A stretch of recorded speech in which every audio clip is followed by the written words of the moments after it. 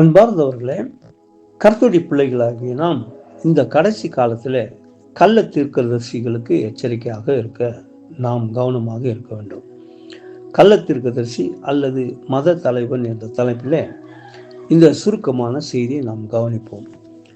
வெளிப்படுத்தின விசேஷம் 13ஆம் அதிகாரத்தில் 11 17 வசனங்களில் இந்த கள்ள தீர்க்கதரிசியின் அடையாளங்களை பற்றி நமக்கு குறிப்பிடுகின்றன.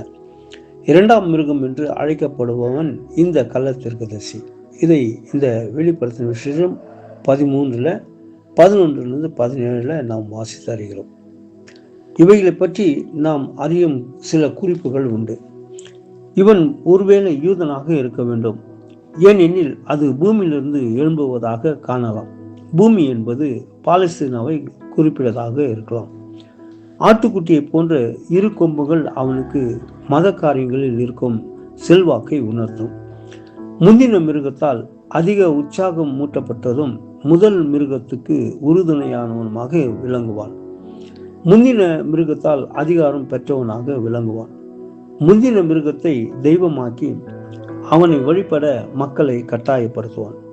அற்புதங்களால் தனது வல்லமையை நிரூபிப்பான். எலியாவை போன்று வானத்திலிருந்து அக்னி இறக்கி அற்புதங்களையும் செய்வான்.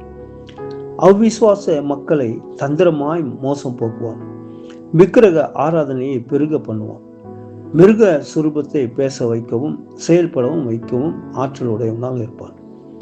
விக்கிரக ஆராதனை செய்யாதோரை கொலை செய்யவும் அதிகாரம் பெற்றவனாக இருந்தான். அதனை மிருக விக்கிரகத்தினாலேயே செய்யும் திறன் பெற்றவனாக இருந்தான். வாணிப உலகில் முழு அதிகாரம் பெற்றவனாக விளங்குவான். அன்றைய மக்களின் மேல் ஒரு முத்திரையை பதிக்கும் செல்வாக்கு பெற்றவனாக இருப்பான். இவ்வாறு இவன் முந்தின மிருகத்தின் செய்தி தொடர்பாளர்களாக செயல்படுகிறவனாக விளங்குவான். இந்த கள்ள தீர்க்கதரிசிகளாகிய இந்த பொல்லாத ஆவியின் கிரிகளை கர்த்தருடைய பிள்ளைகளாகிய நாம் அடையாளம் கண்டு இந்த நாட்களிலே நம்முடைய விசுவாச வாழ்க்கையை நாம் காத்துக்கொள்வது, எச்சரிக்கையாக இருப்பது மிகவும் நல்லது.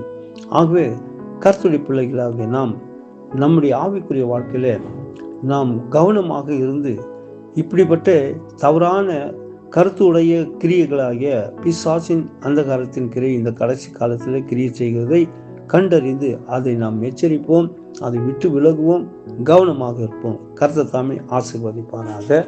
கர்த்தருடைய பணிகளை தேவதாஸ்.